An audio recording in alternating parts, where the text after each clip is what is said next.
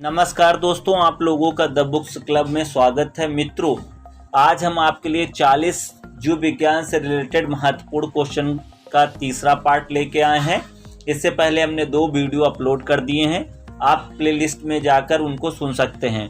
और इस वीडियो में हम कोशिश करेंगे कि वह सारे महत्वपूर्ण क्वेश्चनों को अच्छी तरीके से याद कर लिया जाए। तो चलिए शुरुआत करते हैं। शरीर के भीतर रक्त नहीं जमता है क्योंकि शरीर में उपस्थित रहता है हिप्रिन। हिप्रिन के कारण जो है शरीर के अंदर जो है शरीर के भीतर रक्त नहीं जमता है क्योंकि शरीर में उपस्थित क्या रहता है, हिप्रिन। हिप्रिन के कारण शरीर के भीतर जो है रक्त नहीं जमता है। तो हमारा पहला क्वेश्चन था, शरीर के भीतर रक्त नहीं जमता है क्योंकि शरीर में उपस्थित रहता है हिप्रिन। हिप्रिन के कारण जो है शरीर के भीतर रक्त नहीं जमता है। ईसीजी का प्रयोग किस रोग के इलाज के लिए किया जाता है? ईसीजी का प्रयोग किस रोग के इलाज के लिए किया जाता है? तो हृदय की कमजोरी के लिए जो है इसका प्रयोग किया जाता है। ईसीजी का प्रयोग किस रोग के इलाज के लिए किया जाता है? हृदय की कमजोरी के लिए। अम्ल वर्षा का कारण है SO2 प्लस NO2।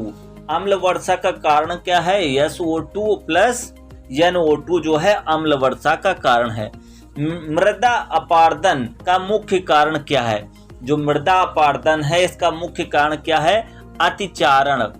दूसरा है वनोन्मूलन, भूलुकन, यानी मतलब इसको ऐसे समझ सकते हैं, वनों के कटाव के कारण हो सकता है, मिट्टी की खुदाई के कारण हो सकता है, और अतिचारण के कारण जो है ये मृदा अपारदन का मुख्य कारण है। जब लगातार पेड़ों के कटना, लगातार जो है भूखलन करना, और अतिचारण के कारण जो है मृदा अपारदन होता है।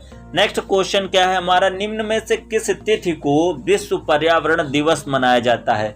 तो 5 जून को जो है विश्व पर्यावरण दिवस मनाया जाता है। निम्न में से किस तिथि को विश्व पर्यावरण दिवस मनाया जाता है? तो 5 जून को मनाया जाता है।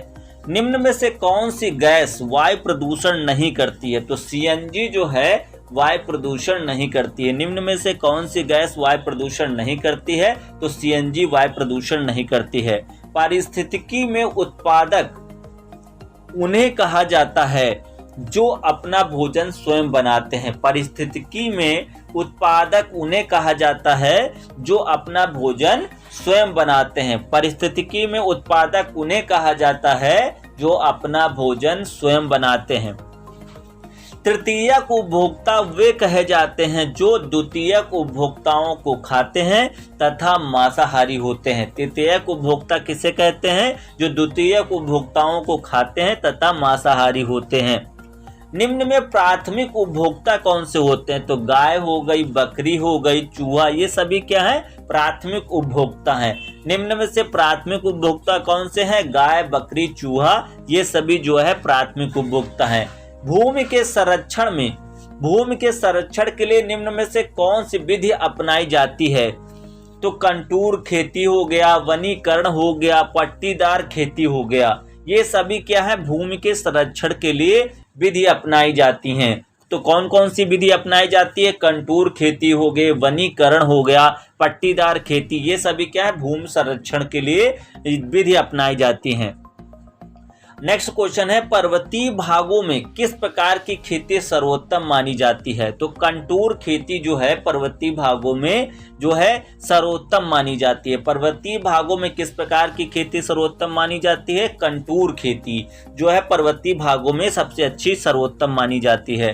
पारिस्थितिकी तंत्र शब्द का प्रयोग सर्वप्रथम किस वैज्ञानिक ने किया था? तो टैंसले एक वैज्ञानिक थे जिन्होंने पारिस्थितिक तंत्र शब्द का प्रयोग सर्वप्रथम किया था। पारिस्थितिक तंत्र शब्द का प्रयोग सर्वप्रथम किस वैज्ञानिक ने किया था? तो टैंसले जो है पारिस्थितिक तंत्र का प्रयोग करने वाले सबसे पहले वैज्ञानिक थे। धान में खैरा रोग किस खनिज की कमी से होता है? तो जिंक के कमी से जो है धान में खैरा रोग हो जाता है। धान में खैरा रोग किस खनिज की कमी से होता है?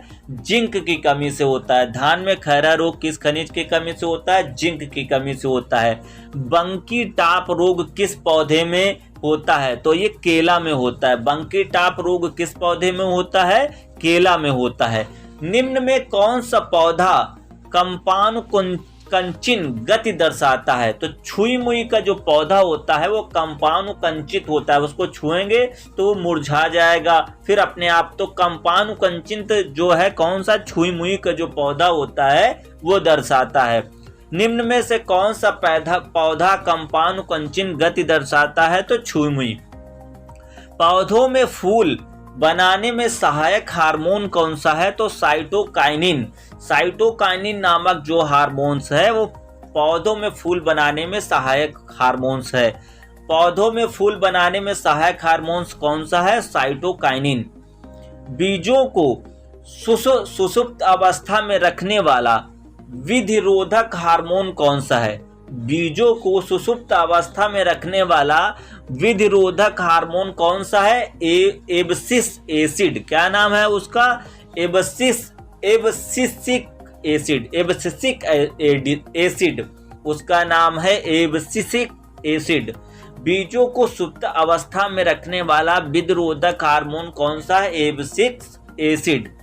साइट्रस कैकर रोग किस पौधे में पाया जाता है? तो नींबू में पाया जाता है। साइट्रस कैकर रोग किस पौधे में पाया जाता है? नींबू में पाया जाता है। मोजैक रोग किस पौधे में पाया जाता है? तंबाकू में। मोजैक रोग किस पौधे में पाया जाता है? तंबाकू में पाया जाता है। पादपों में स्रोतित ऑक्सीजन हार्मोन का कार्य क्या है? शीर्ष प्रमुखता, पत्तियों के बिलगमन को रोकना, अनुस्मेक फल प्राप्त करने में सहायक। उपरोक्त है। निम्न में विधिरोधक हार्मोन्स कौन से हैं? तो एब्सिसिक एसिड और दूसरा है एथिलीन। ये क्या है? विधिरोधक हार्मोन्स हैं। पूछेगा विधिरोधक हार्मोन्स कौन से हैं? तो एब्सिसिक एसिड व एथिलीन ये क्या है? विधिरोधक हार्मोन्स हैं। फलों को प्राकृतिक रूप से पकाने में सहायक कौन हार्मोन्स होता है? तो एथिलीन। फलों को प्राकृतिक रूप से पकाने में सहायक हार्मोन्स कौन सा होता है? एथिलीन होता है। पौधों में ग्लाइकोलाइसिस क्रिया संपन्न होने के बाद कितने एटीपी को शुद्ध लाभ होता है? 8% होता है। पौधों में ग्लाइकोलाइसिस क्रिया उत्पन्न होने के बाद कितने एटीपी का शुद्ध लाभ होता है? 8 का होता है। पौधों में ग्लाइकोलाइसिस क्रिया उत्पन्न होने के बाद कितने एटीपी का शुद्ध लाभ होता है? 8। दिन के समय पौधे क्या करते हैं? कार्बन डाइऑक्साइड लेते हैं तथा ऑक्सीजन छोड़ते हैं। दिन के समय पौधे क्या करते हैं? कार्बन डाइऑक्साइड लेते हैं और ऑक्सीजन छोड़ते हैं। पत्तियों का रंग हरा होता है, क्यों होता है? इसमें उपस्थित होता है क्लोरोफिल। पत्तियों का रंग क्यों हरा होता है? क्लोरोफिल के कारण। क्लोरोफिल निर्माण के लिए आवश्यक तत्व क्या है? लोहा, मैग्नीशियम। क्लोरोफिल निर्माण के लिए आवश्यक तत्व क्या है? लोहा, मैग्नीशियम। प्रकाश संश्लेषण में ऊर्जा परिवर्तन का क्रम क्या है? प्रकाश रासायनिक। प्रकाश संश्लेषण में ऊर्जा परिवर्तन का क्रम क्या है? प्रकाश रासायनिक। प्रकाश संश्लेषण की दर सबसे अधिक किस रंग के प्रकाश में होती है? तो लाल रंग में होती है। प्रकाश संश्लेषण की दर सबसे अधिक किस रंग के प्रकाश में होती है? लाल रंग में। प्रकाश संश्लेषण क्रिया में कौन सी गैस मुक्त होती है? तो ऑक्सीजन मुक्त होती है। प्रकाश संश्लेषण क्रिया में कौन सी गैस मुक्त होती है? ऑक्सीजन। हरे पौधों में मुख्य प्रकाश संश्लेषी अंग क्या है? पत्ती। हरे पौधों में मुख्य प्रकाश संश्लेषी अंग क्या है? पत्ती है। प्रकाश संश्लेषण होता है हरे पौधों में। प्रकाश संश्लेषण कहाँ पर होता है? हरे पौधों में होता है। पौधों की जड़ों एवं तनों के शीर्ष में पाए जाने वाले विधि ऊतक कौन से हैं? शीर्षस्त्र विधियोजक। पौधों की जड़ों एवं तनों के शीर्ष में पाए जाने वाले वृद्धि ऊतक क्या हैं? शीर्षस्थ जो हैं ये क्या है? वृद्धि ऊतक हैं। ठीक है। जाइलम ऊतक का प्रमुख कार्य क्या है? जाइलम ऊतक क्या करता है? पौधों को यांत्रिक दृढ़ता प्रदान करता है, जल एवं खनिज लवणों का संवहन करता है, पत्तियों द्वारा निर्मित भोजन को अन्य भागों में पहुंचाता है। तो इस पर के ऑप्शन आपको देंगे, तो इसमें जाइलम ऊतक का जो प्रमुख कार्य है उसके विषय में समझ लीजिए। पहला तो ये क्या करता है? पौधों को यांत्रिक दृढ़ता प्रदान करता है, और दूसरा जल एवं खनिज लवणों का संवहन करता है। यही 2 पॉइंट इससे रिलेटेड होते हैं। नेक्स्ट क्वेश्चन देख लेते हैं कि पुष्प का मादा जननांग क्या होता है? जयांग। पुष्प का मादा जननांग क्या होता है? जयांग। और पुष्प का नर जननांग क्या होता है? पुमंग। ये दोनों क्वेश्चन टॉप मोस्ट हैं, इसलिए इनको जो है जानना बहुत जरूरी है। पुष्प का नर जननांग क्या होता है? पुमंग।